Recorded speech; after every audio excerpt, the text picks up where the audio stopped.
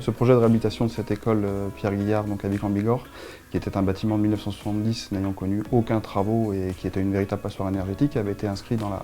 la démarche de la communauté de communes dans le cadre du dispositif territoire à énergie positive pour la croissance verte,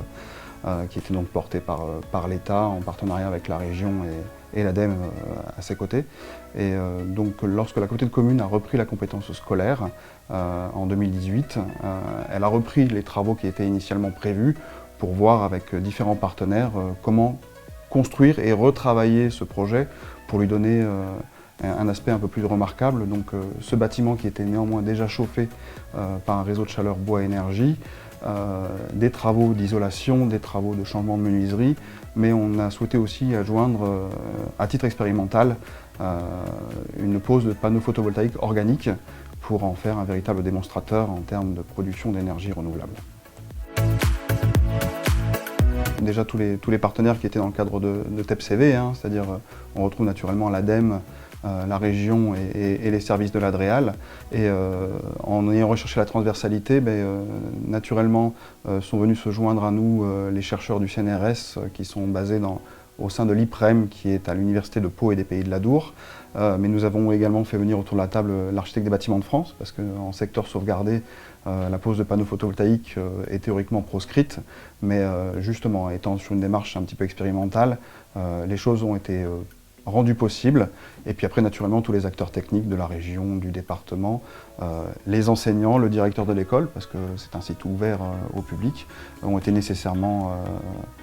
mis autour de la table pour que nous puissions avancer et bénéficier à chacun de leurs avis, de leurs regards, et faire en sorte que ce projet se déroule sans accroc et sans éléments de blocage. Mais c'est que tout le monde soit autour de la table très tôt, que tout le monde ait pu apporter son écho et sa contribution à ce travail qui est un travail collaboratif. On s'est servi vraiment de toutes les matières grises qu'il y a dans toutes les spécialités pour ne pas nous tromper sur la démarche, sur le timing des travaux, sur la façon de s'y prendre, et puis pour avoir un résultat global qui semble donner satisfaction, parce que en termes de confort thermique, en termes de confort visuel et de confort sonore également pour les enfants qui sont à l'école, c'est une réussite.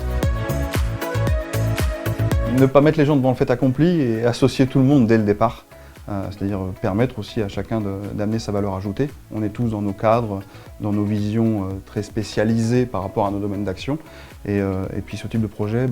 qui sont des projets transversaux, méritent indéniablement de mettre absolument tout le monde autour de la table. Chaque acteur amenant ses compétences nous ont permis de ne pas nous tromper et de réaliser cette réhabilitation dans les temps voulus, dans les timings souhaités et selon les préconisations de tout le monde. Donc on referait de la même façon en fait, parce que ça a fonctionné.